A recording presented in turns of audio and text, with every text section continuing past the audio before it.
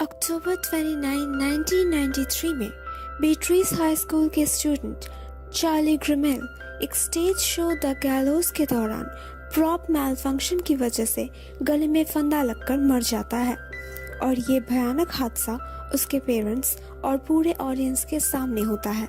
20 साल बाद अक्टूबर 28, 2013 में वो स्कूल तय करता है कि वो द गैलोस का दोबारा री एनेक्टमेंट करेंगे। इस बात से रीस हाउसर बहुत एक्साइटेड हो जाता है क्योंकि इससे उसे अपने क्रश फेफर रॉस के करीब आने का मौका मिलता है। पर रीस के दोस्त रायन सूस को सेट वैंडलाइज करने का आइडिया आता है और उस रात रीस, रायन और रायन की गर्लफ्रेंड कैसिडी स्पिलकर छिपकर स्कूल में घुसकर सेट को तोड़ने लगते हैं। जब उन्हें फेफर की आवाज सुनाई देती है वो लोग भागने की कोशिश करते हैं मगर वो देखते हैं कि उन्हें बाहर से लॉक कर दिया गया है और ऑडिटोरियम के अंदर उन्हें सेलफोन का रिसेप्शन भी नहीं मिलता। परेशानी में आकर कैसिडी सच बोल देती है कि वो तीनों स्कूल में उस वक्त सच में क्या करने आए थे, जिसे सुनकर फेफर गुस्से में आ जाती है। वो लोग देखते हैं स्टेज वापस पहले जैसा हो गया है और वहाँ उन्हें चार्ली के मौत का न्यूज कवरेज मिलता है जहां उन्हें चार्ली के गर्लफ्रेंड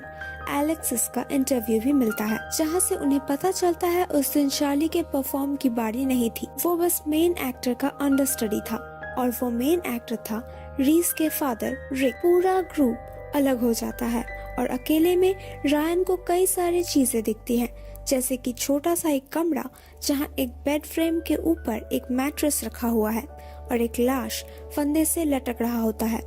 जब वो ग्रुप वापस रीयूनाइटेड होते हैं तो कोई हवा में कैसिडी को खींच लेता है और उसके गले में जले हुए रस्सी के निशान मिलते हैं। जब वो ग्रुप वापस स्टेज पर आते हैं तो फेफर को एयर कंडीशनिंग डक्ट दिखता है और वो कहती है वहाँ से वो सब निकल सकते हैं। ऊपर चढ़ते वक्त सीढ़ी से रायन को कोई धक्का देकर फेंक देता है और उसका पैर टूट जाता है।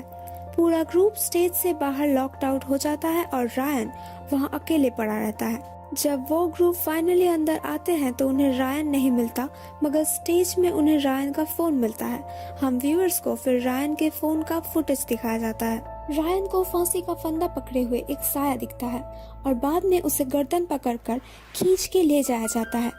द गैलोस का एक कैरेक्टर हैंगमैन के कपड़ों में आकर चार्ली कैसिडी को मार डालता है। रीस और फेफर जब स्टेज में आते हैं तो वो आत्मा फेफर को चोक करने लगता है। उन्हें एहसास होता है कि चार्ली चाहता है कि वो द गैलोस के आखिरी सीन जहां पर रीस और चार्ली के कैरेक्टर को फांसी लगती है उसका री एनेक्टमेंट करे। रीस और फेफर इस सीन का री एनेक्टमेंट करते हैं। हालांकि जब रीस अपने गले में फंदा लगता है चार्ली की आत्मा उसे लटका कर मार डालता है। फेफर और चार्ली दोनों स्टेज के सामने आकर झुकते हैं और ऑडियंस सीट पर बैठी हुई एलेक्सिस उनके लिए खड़े होकर तालियां बजाती है। मूवी के आखिरी सीन में हम देखते हैं एलेक्सिस और फेफर के घर पुलिस आती है क्योंकि उन्होंने चार्ली के मौत का फुटेज देखा था, जहां से हमें पता चलता है कि फेफर दरअसल चार्ली और एलेक्सिस की बेटी है। जब पुलिस उन्हें चार्ली के बारे में पूछताछ करते हैं तो फेफर उन्हें वार्न करती है ये कहकर कि उन्हें वो नाम नहीं लेना चाहिए। वो पुलिस देखता है उसके साथी के गले में फंदा डालकर कोई खींचता है और उसे मार डालता है। फिर चार्ली उस पुलिस को भी अटैक करके मार डालता है और पूरा स्क्रीन ब्लैक हो जाता है।